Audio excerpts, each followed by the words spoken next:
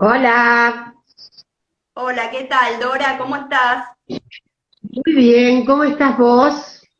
Bien, todo bien. Acá ansiosa, esperando conocerte de esta Bueno, manera virtual, pero bueno, agradeciéndote por tu tiempo, tu buena predisposición para charlar con el Departamento de Género de Midland.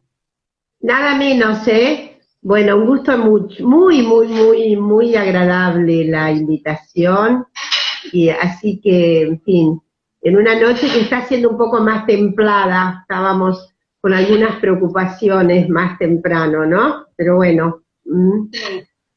Sí, sí, sí, por suerte sí. Bueno, le contamos a aquel que por ahí recién te está conociendo, que se suma. Dora Barrancos es licenciada en Sociología, magíster, doctora en Historia, asesora presidencial ad honorem, investigadora, historiadora, bueno, y después la mayoría sí te conocemos y bueno, te saludamos y te agradecemos nuevamente y queríamos charlar un poquito con vos. Primero por todo este rol de la mujer, podemos decir que se dio, que se fortaleció a lo largo de este gobierno. ¿Y cómo ves vos la mayor participación que se le dio a la mujer en espacios también de decisión, por qué no? claro. Bueno, son dos cosas. No, primero, una vez más, muchísimas gracias por este contacto, por ese departamento de género tan activo. Entonces, hay que señalar algo. Cuando se ganaron las elecciones y demás, y estaba muy claro que necesitábamos que hubiera una adhesión contundente de lo que ya había sido la propia campaña, en donde las cuestiones que tienen que ver con géneros, diversidad, ocupó un lugar muy ancho, muy prominente.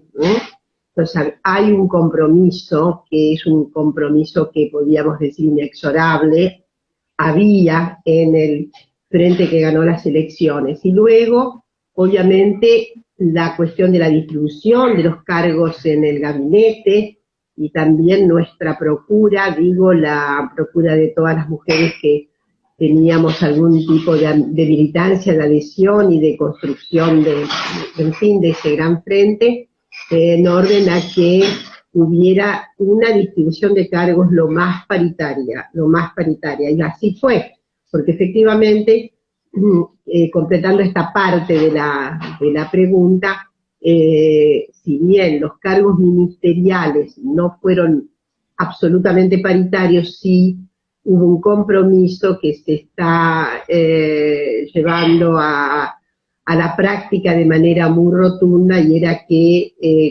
se iba obviamente a poner mujeres al frente de organismos de mucho peso en la vida de este país. Y así se ha ido haciendo. Entonces voy a recordar algunos de esos organismos, ¿no? Es la primera vez que la AFIP tiene gobernanza femenina. Es la primera vez que el INTA tiene gobernanza femenina. Es la primera vez que la superintendencia, que tiene que, perdón, el Servicio Penitenciario Nacional, ¿no? Perdón, está al frente y se ha puesto una mujer. Bueno, es la primera vez que en la FIP, es cierto que en el gobierno anterior hubo una segunda figura femenina en la AFI, ¿no? Que es un organismo que, como ustedes saben, tiene muchísimos problemas, ¿no? Y ahora está una mujer al frente. En suma, yo lo que creo que ha habido desde ya, también hay mujeres en, en es la primera vez que en la ANSES hay una dirección femenina. Bueno, en el PAMI es la segunda vez, pero no dejo de subrayar el significado que tiene la presencia de esa enorme cantidad de compañeras, amigas, muy queridas. Bueno, es la primera, Aiza, es la primera vez que tiene una figura femenina a su frente. Y bueno, entonces quiero con esto subrayar que se está cumpliendo notablemente ese pacto que hemos hecho respecto de un camino paritario. Y la otra cuestión, que es la otra parte de tu cuestión, de tu pregunta, no puede ser más significativo lo que ha estado ocurriendo. El Plan Nacional contra todas las violencias. Hoy el decreto que establece dentro del plan el programa Acompañar. Es un programa estratégico para empinar, para que haya solvencia económica en aquellas personas que están afectadas por cuestiones de violencia. Eso ha sido muy importante. Y no puedo dejar de, digamos, de traer a esta rápida mención de algunos componentes fundamentales en este camino que estamos transitando, más allá de todas las enormes dificultades, sobre todo las enormes dificultades que provienen de esta inesperada circunstancia pandémica, ¿no? Pero bueno, no dejo de pensar en la escala de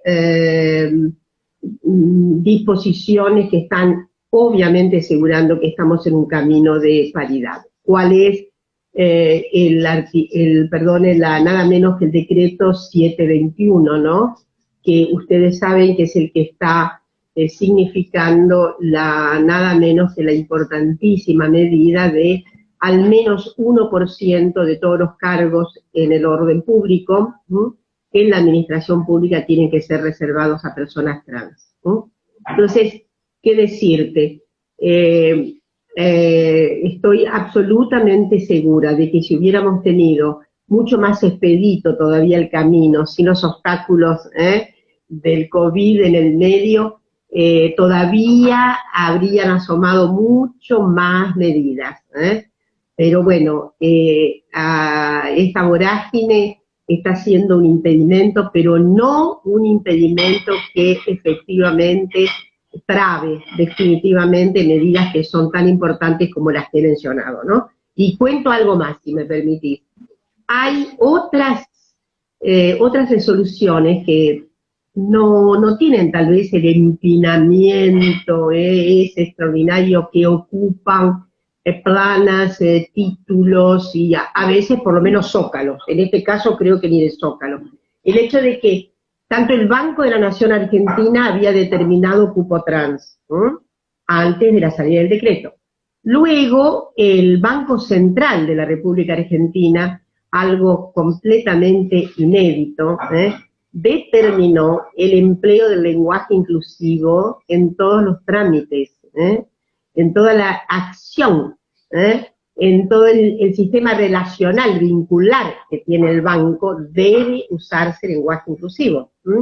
Luego, otra cuestión que tampoco ha aparecido en ninguna estridente plataforma de noticias, pero que es muy importante, y es la decisión del presidente de la Nación para que a través de la dirección de audiencias haya un protocolo para las audiencias, que consiste en que toda audiencia en la que participan, bueno, organizaciones de la sociedad civil, congregaciones, entidades, lo que quieras de la sociedad civil que solicita una audiencia con el presidente, debe saber que si van a esa audiencia 4 y más personas, tienen que estar munidas absolutamente de una representación de género. Esas oportunidades. Eso es muy importante. O sea que si el club quiere pedir una audiencia, ya sabe, va a tener que ir a la audiencia. Si son hasta 3 personas, bueno, pero si son 4 y más personas las que asisten a la audiencia, tienen que observar una composición de género de alrededor del 33%. Y eso me parece que es un paso muy, muy notable en esto que señalo que es una escala de creciente de manifestaciones del compromiso que tiene el Estado actualmente con la equidad de género en nuestra sociedad. Qué bueno, ¿no? Todo esto que nombrás. Y bueno, nosotros aplaudimos también que en la Secretaría de Deportes haya una mujer, que haya mujeres dentro de la Secretaría de Deportes también, con una dirección de políticas de género, así que también aplaudimos eso, que por ahí nos toca más de cerca a nosotros, a los clubes. Absolutamente, el ministerio que tiene a Matías a la cabeza tuvo una gran preocupación porque la distribución de las secretarías y, en fin, de los cargos que componen, ¿no? Las direcciones del gabinete, en fin, las regencias direccionales estuvieran en manos de mujeres, y eso es también muy notable. Como eso, efectivamente, yo te señalé ahora las últimas medidas, pero bueno, no puedo dejar de mencionar desde ya, no podemos omitir ya digamos, la representación femenina que tiene todo el gabinete. De modo que, bueno, estamos en una época de cambios, Podríamos, insisto, todavía podría acelerarse más, pero bueno, la situación es de cuidado, y bueno, ya se sabe, es una acción que está, tenemos que tener las acciones no pueden ser esas interacciones de antes, en carne y hueso, ¿no? Entonces, evidentemente la acción a través de plataformas y de estos sistemas que felizmente nos reúnen, tiene sus dilataciones, sus dilaciones, porque no es tan fácil hacer los acuerdos a través digamos, de plataformas, acertar a los acuerdos, afinar. Bueno, es cierto que toda la tramitación que llevó a esta exitosa renegociación de la deuda argentina, saben que se ha hecho a través de métodos virtuales, de plataformas. En fin, de modo que, bueno, no se han dejado de cumplir esas responsabilidades en fin, tan inexorables, que significa el pacto actual de la gobernabilidad. Así es. ¿Y cómo ves, Dora, el movimiento de mujeres con el Ni Una Menos, con tantos derechos que son vulnerados de las mujeres y de las disidencias, pero con un movimiento fuerte que está en este último tiempo acompañando cada una de las luchas? Bueno, yo creo que estamos frente a una singular fase, ¿no? Muy singular.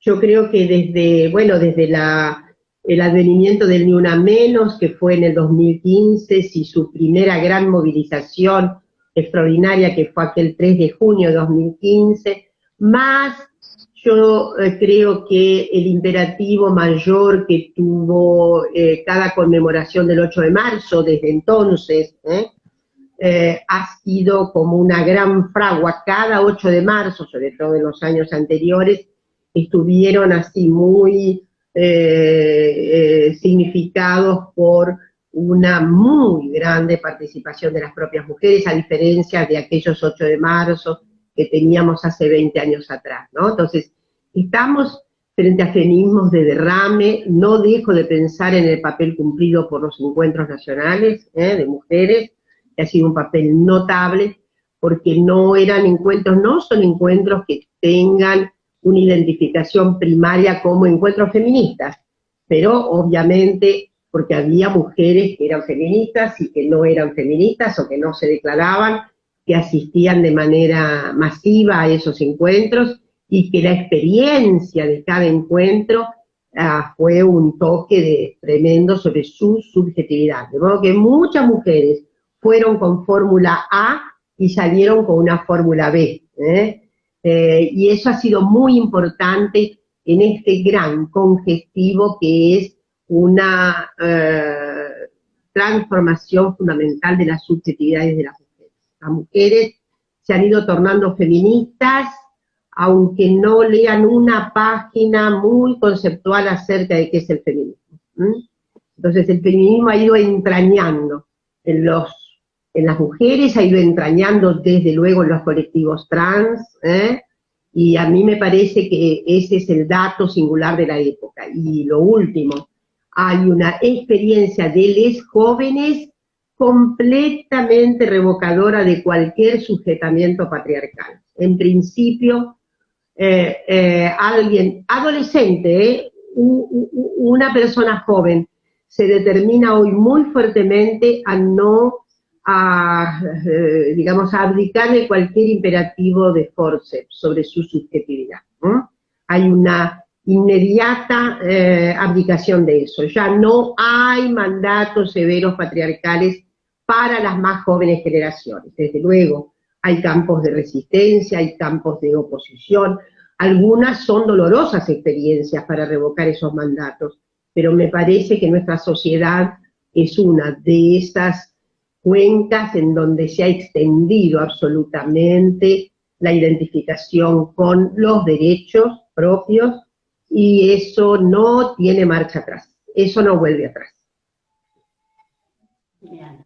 Y con respecto a este confinamiento, aislamiento, bueno, llamémoslo de distintas maneras, con políticas públicas concretas de parte del Estado para combatir la violencia de género, pero con tantos femicidios, ¿no?, que cada vez son más, y tenemos que contar lamentablemente siempre con alguno más. ¿Cómo ves el abordaje desde parte del Estado para prevenir y para castigar las violencias por motivo de género? Bueno, digamos que el Estado ha dado ahora un golpe de timón notable con este plan integral contra todas las violencias. Yo quiero remarcar que en el pasado inmediato hubo algún plan, pero ese plan, primero, careció absolutamente de recursos. Dos, era un plan que estaba muy estacionado o muy focalizando, por ejemplo, la estrategia de los refugios y demás, ¿no? Además había otros dispositivos, pero sobre todo la cuestión de refugios. Bueno, debemos lamentar profundamente que no contó el instituto, primero Consejo de las Mujeres, después Instituto, no contó, no pudo realizar porque contó con ejecución muy, muy lamentable debido a que finalmente esas partidas no le llegaban. Entonces me parece que ahora hay un cambio de timón muy notable, primero con obviamente el erguimiento de un ministerio, ya es todo un paso. El hecho que la provincia de Buenos Aires también tenga un ministerio, bueno, son dos síntomas muy severos de que estamos cambiando de rumbo. Y bueno, este plan es un plan integral contra todas las violencias, insisto, hoy salió el decreto respecto del programa Acompañar. Hay por lo menos 2 programas más que tienen que efectivamente entrar en vigencia a propósito de decretos que les den, en fin, signifiquen su advenimiento. Pero yo creo que acá hay una interpretación mucho más integral de la lucha contra las violencias. Y como vos decís, este flagelo brutal de los femicidios, obviamente con la cuarentena no solo no se paralizó, sino que hasta con los efectos del propio confinamiento, ¿no? Y debemos lamentar el horror hasta tal vez de un crecimiento. No tenemos muchas certezas todavía respecto de las cifras de femicidios, pero sí sabemos que se incrementó muchísimo la actividad de denuncia, muchísima actividad inclusive hubo muchísimas comunicaciones al 144, en realidad de consulta, muchas consultas se hicieron y muchas denuncias. También debe saberse que el 144, más la propia línea que tiene la ciudad, el 130, más el WhatsApp, más la disposición que tuvieron algunas provincias de crear líneas ad hoc, y hasta las actividades que se hicieron en muchos municipios. Quiero decir que la Argentina fue focalizada en el orden internacional por una consistente mayor envergadura respecto del tratamiento de las violencias en épocas del aislamiento. O sea, la Argentina hizo todos los deberes que pudo. Obviamente quedaron áreas con muchísimas dificultades en el confinamiento.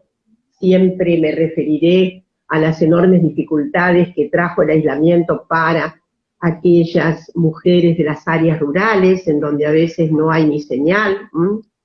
En fin, ahí todavía tendremos que hacer bastante investigación para ver cómo ha sido esa situación. Pero, en fin, la violencia era conjetural que aumentara, porque ocurrió en todo el mundo. En todo el mundo el confinamiento exacerbó las conductas brutales, hostilizantes y, en fin, de aquellas figuras muy, muy, muy marcadas por el acervo violento patriarcal, etcétera, y eso, en fin, es lo que está muy presente todavía, va a tener una gran presencia en la preocupación de cómo ir más todavía con este plan con relación a la prevención. Yo creo que este es un aspecto crucial, la prevención. El plan prevé una articulación con todos los poderes, prevé una articulación con el Poder Judicial, y ahí viene la cuestión. Tenemos que hacer muchísimo para que también haya otra reforma judicial, que seguramente será a largo plazo y que analice mejor cómo vamos a encarar judicialmente los cursos de las denuncias. En esta experiencia que tenemos, casi toda la violencia de orden interno, intrafamiliar, va a parar a los juzgados de familia. Bueno, yo tengo una interpretación particular sobre eso. Yo creo que tenemos que tener fueros otros que separen estas cuestiones, de la misma manera que también estoy muy abonando la idea de fueros especiales para atender las circunstancias de niñas, niños, niñas, adolescentes. Creo que eso no es lo que está inmediatamente tratándose en esta reforma judicial. Esta reforma judicial es, para que nadie se confunda, es una reforma absolutamente administrativa, si se quiere, sobre la justicia federal. Nada más que eso. Entonces, seguramente tendremos que pensar a medio plazo cómo es el tratamiento de las denuncias. ¿Por qué? Y aquí quiero parar con esto. Todas las personas saben muy bien que esas denuncias suelen a veces no tener ningún curso inmediato, a veces duermen un expediente no sé cuánto tiempo. Esto es muy común, muy habitual. Los tiempos de la justicia son tiempos que no tienen para nada. Ninguna circunstancia que va a la justicia debería demorar. Pero si hay algo que no puede demorar, que no puede tener aplazamiento para su tratamiento, son las violencias que tienen como, en fin, destinatarias a las mujeres y a las personas en general con mayores dificultades de articulación de ciudadanía, como son las personas trans y como son en general las generaciones de niñas, niñas y adolescentes. Esas son ideas para un cierto plazo más adelante, pero sí lo que quiero decir que en este momento hay una gran preocupación y acciones que prevé el plan integral presentado para que haya una articulación mejor con el Poder Judicial, para acuerdos de mayor rapidez, etcétera, etcétera. Bueno, y hay que hacer muchísimo con la educación. Este es el planteo que no se nos puede, digamos, no puede estar en rezago. Necesitamos una modificación curricular fuerte, necesitamos una adecuación importantísima de todo el sistema educativo para atender precozmente, las circunstancias de violencia. Necesitamos aplicar necesitamos ESI, necesitamos redundancia aplicativa de la ESI. Sí, es necesaria la aplicación de la ESI y nosotros vemos en el ámbito deportivo con buenos ojos la aplicación de la ley Micaela en el ámbito deportivo, que sería tan necesaria.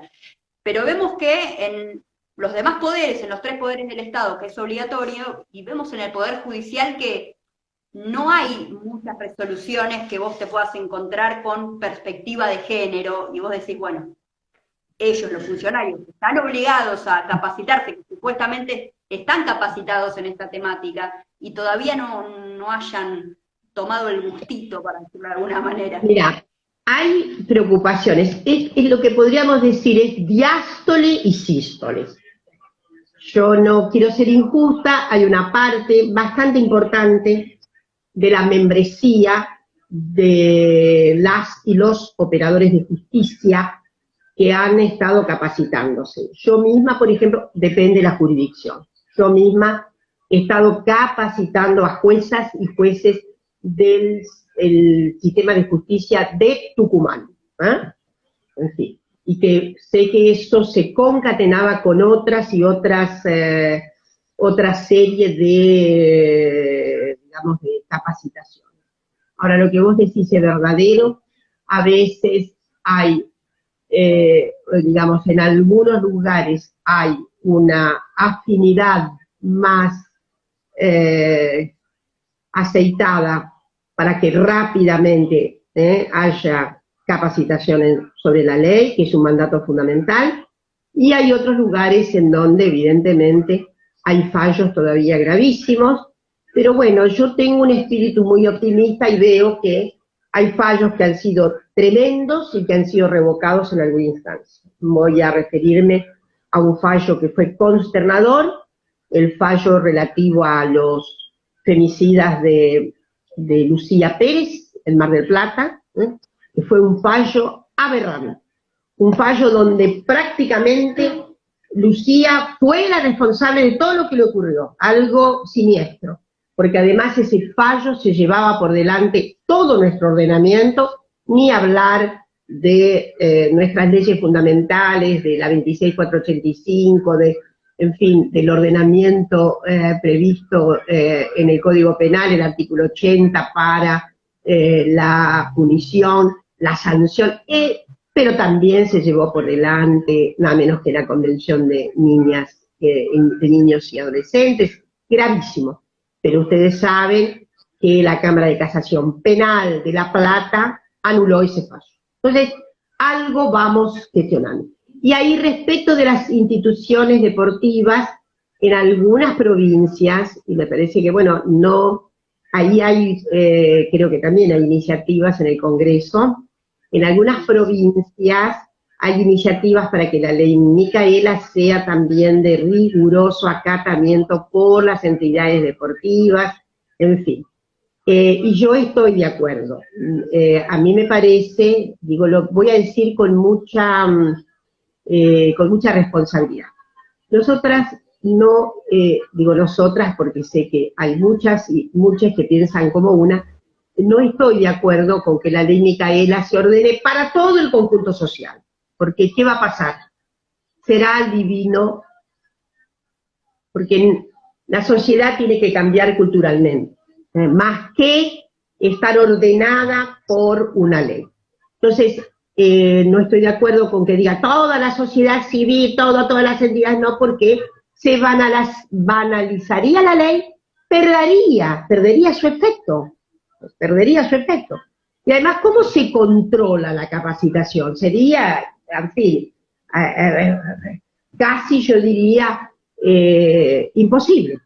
Entonces sí, sin embargo, creo que hay organizaciones que son muy de peso en la sociedad, que son organizaciones de la sociedad civil que son gravitantes, que tienen que ejercen una socialización muy importante, como son las entidades deportivas.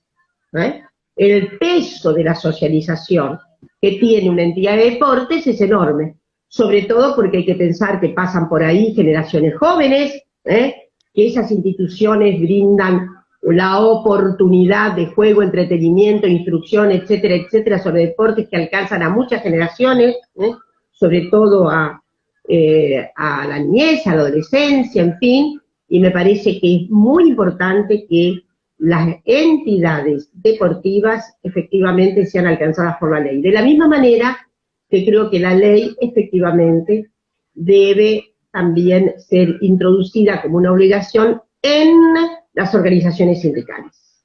¿Por qué? Y bueno, porque las organizaciones sindicales tienen un peso, una gravitación, son muy vertebrales, ¿no? Imaginemos el significado, así por un momento, que tiene nada menos que la organización de la población que trabaja.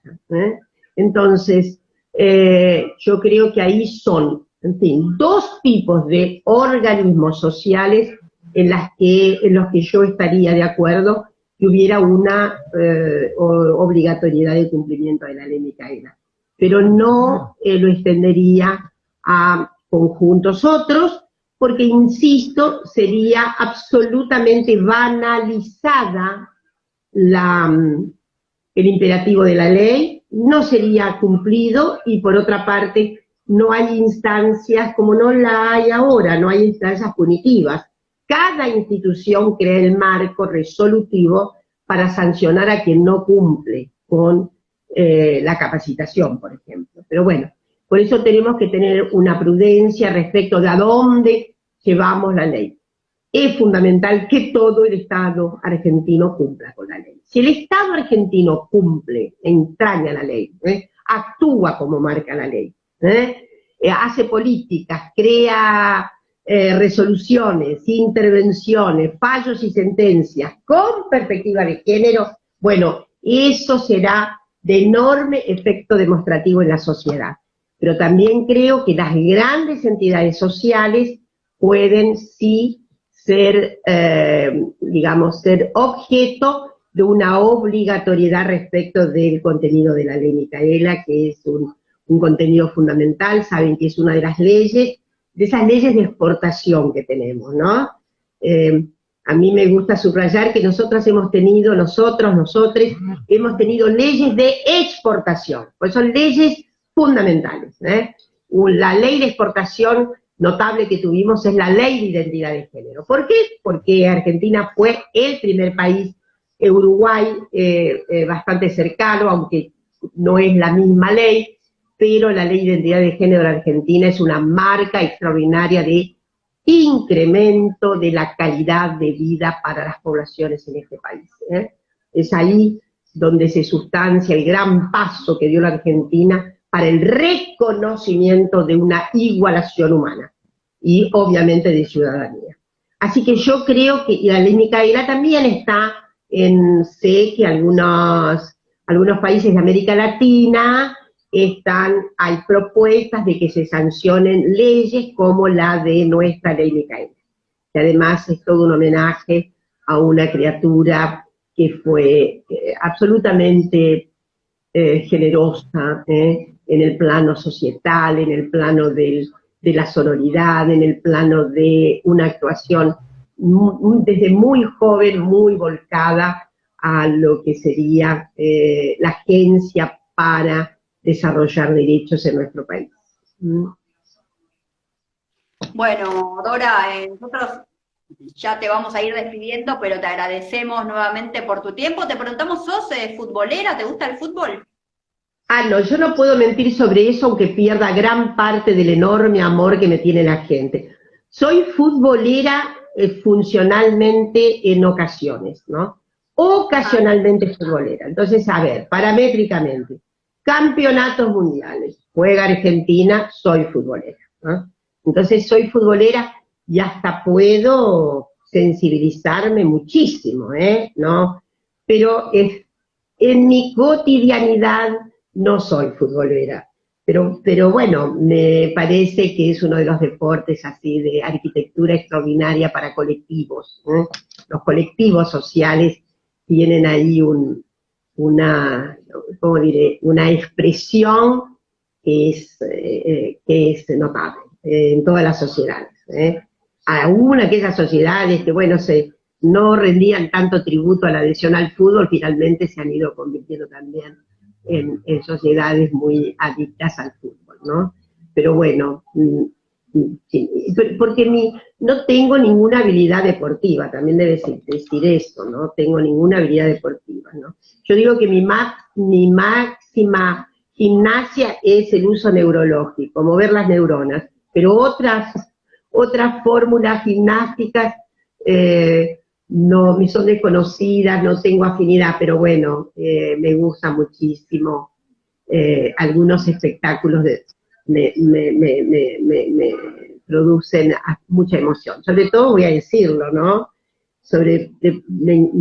Tengo enorme afinidad a algunos deportes. Por ejemplo, natación por mujeres me parece formidable, ¿eh?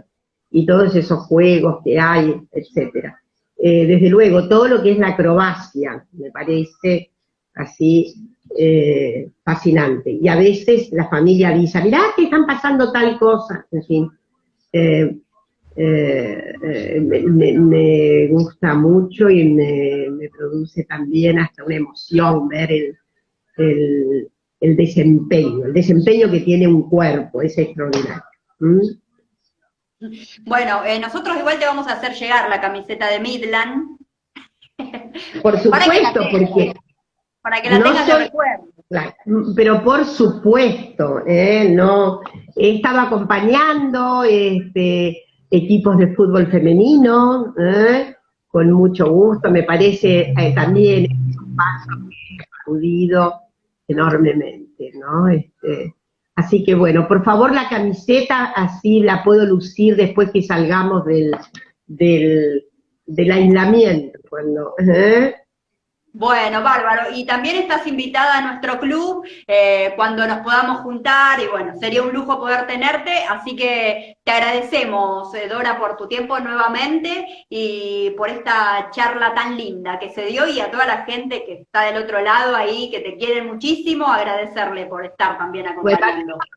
Bueno, que venga rápidamente la mejoría, que salgamos de esta situación tan dolorosa, y que además que encontremos el camino de la serenidad reflexiva, del espíritu cooperativo, y que vengan buenos espectáculos, sobre todo con mujeres en el deporte, ¿eh? Así que un abrazo gigante con todo mi cariño, ahí